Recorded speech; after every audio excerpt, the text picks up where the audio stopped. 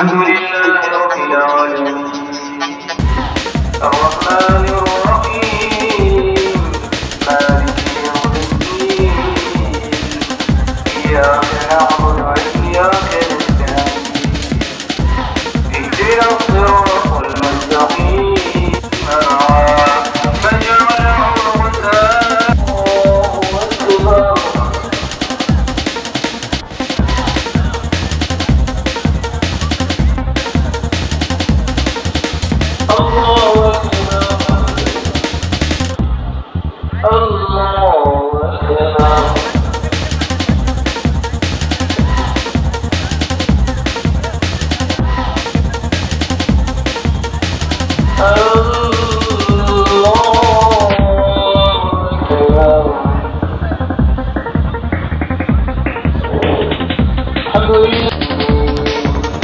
اهدنا الصراط المستقيم صراط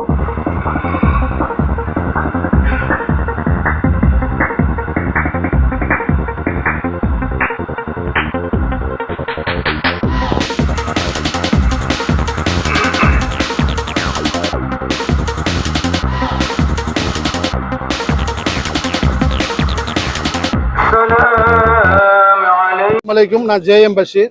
இன்னைக்கு புனித ரமலான் திருநாளில் உங்களை சந்தித்து பேசுகிறது எனக்கு ரொம்ப சந்தோஷம். உங்கள் அனைவருக்கும் ரமலான் திருநாள் நல்வாழ்த்துக்கள். இந்த ரம்ஜான் இஸ்லாமியர்கள் முக்கிய கடமையான 3வது கடமை. ரமலான் மாதத்தில் 30 நாள் புனித நோன்பு இருப்பது. இந்த 30 நாளும் இஸ்லாமியர்களாகிய நாங்கள் எல்லாம் புனித ரமலானை கடுமையாக இருந்து மனதையும் உள்ளத்தையும் தூய்மைப்படுத்தி இறைவனை நோக்கி வழிபட்டு கொண்டிருக்கோம்.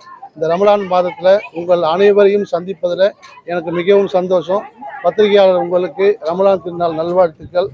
இன்றைக்கி பார்த்தீங்கன்னா இஸ்லாமிய சகோதரர்கள் மட்டுமல்லாமல் மாற்று மத சகோதரர்கள் எல்லாருமே ஈத் முபாரக்னு சொல்கிறப்ப தமிழ்நாட்டில் நம்ம எவ்வளோ ஒத்துமையாக இருக்கும்னு தெரியுது. நம்மளை எந்த மதவாத இயக்கமும் நம்மளால் பிரிக்க முடியாது. உங்கள் அனைவருக்கும் மீண்டும் ஒரு முறை ரமலான் திருநாள் நல்வாழ்த்துக்கள். சார், நான் ஏற்கனவே சொன்ன மாதிரி தான் சார். விஜய் சார் இப்போ ஒரு பொதுக்குழு போட்டு ஃபஸ்ட்டு பேசுகிறாரு. மேடையில் ஏறி பேசும்போது ஒரு அரசியல் தலைவராக பேசுகிறாரு. Man may come the man may go but I am go for ever சொல்கிறாரு. பட் அது எழுதின ஆர்த்தர் வில்லியம்ஸ் பிளேக் அப்படின்னு சொல்கிறார். பட் அது எழுதின ஆர்த்தர் வில்லியம்ஸ் பிளேக் இல்லை, ஆல்ஃபிரட் டென்னி ஜான்சன் தான் எழுதியிருக்காரு. ஏன்னா ஒரு அரசியல் தலைவர் ஒரு இடத்துல பேசும்போது, ஏன்னா நானே ஒரு குறிப்பு வச்சு தான் பேசுவேன், அது தெரிஞ்சுட்டு தான் நம்ம பேசணும். தப்பாக பேசினா அங்கே இருக்கிறவங்க எல்லாருமே அது கிரிட்டிசைஸ் பண்ணுவாங்கன்னு தெரிஞ்சுக்கணும். அவர் தப்பு எல்லாத்தையும் பதிவிடுறாரு. அப்படி பதிவிடுறது ரொம்ப தப்பு. விஜய் சாருக்கு நான் சொல்லிக்கிறேன், உங்ககிட்ட நிறைய அரசியல் புலிகள் இருக்காங்க. நீங்கள் எழுதி கொடுக்குறப்ப நீங்கள் ஒரு வாட்டி செக் பண்ணி படிச்சிங்கன்னா நல்லாயிருக்கும். இது மாதிரி தப்பாக பேசுறது இனிமேல் அதை தவிர்க்கணும்னு விரும்புகிறாங்க. சார், புரட்சி தலைவர் எம்ஜிஆர்னா அவர் ஒருத்தர் தான் சார். எம்ஜிஆர் அரசியல் அனுபவங்கள் பார்த்தீங்கன்னா தந்தை பெரியார், பேரறிஞர் அண்ணா, கலைஞர் கருணாநிதி இவரோட நண்பர்களாக இருந்து அரசியல் பயின்றவர். இவருக்கு அரசியலில் இப்போ சேகர்பாபு அண்ணன் சொன்ன மாதிரி, மத்திய அமைச்சர் சேகர்பாபு சொன்ன மாதிரி, அரசியலில் ஒரு குழந்தை விஜய் சார். அவங்ககிட்ட இருக்கிற பசங்களுக்கு யாருக்குமே ஓட்டு இருக்கான்னு கூட தெரியாது. அவங்கள வச்சு எலெக்ஷனில் சந்திக்கணும்னு நினைக்கிறாரு. இது எந்த அளவுக்கு எடுப்படும் தெரியல சார்.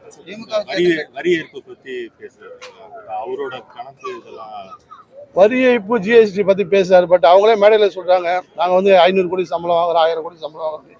இன்னைக்கு சென்னையை சுற்றி இருக்கக்கூடிய 90% திருமண மண்டபங்கள் எல்லாம் விஜய் சார் தான். நீங்கள் வடபழனி, போரூர், ஈசிஆர் இந்த ரோட்டில் எல்லாமே அவருடைய திருமண மண்டபங்கள் தான் இருக்குது. அவருக்கு எத்தனை சொத்து இருக்குது, அசையும் சொத்து, அசையா சொத்து இருக்குது, இதெல்லாம் வருமான வரி அவர் காட்டுறாரா காட்டலையான்னு தெரியல. பட் இதெல்லாம் அவர் தெளிவுபடுத்தினா தான் மற்ற விஷயத்தெல்லாம் அவர் பேச முடியும். திமுகவுக்கு சரியான எதிர்கட்சி நாங்கள் தான், தாவாக தான் அப்படின்ற மாதிரி சொல்கிறாரு. இப்படி அரசியலுக்கு தான் வந்திருக்காரு. ஆனால் கிட்டத்தட்ட 75 ஆண்டுகள் பாரம்பரியம் இருக்கக்கூடிய திமுகவோடு எப்படி? ஆனால் திமுக எதிர்கட்சி அதிமுக தானே. என்றைக்குமே திராவிட கட்சிகள் மட்டும்தான் தமிழ்நாட்டில் நினைச்சிருக்கோம்.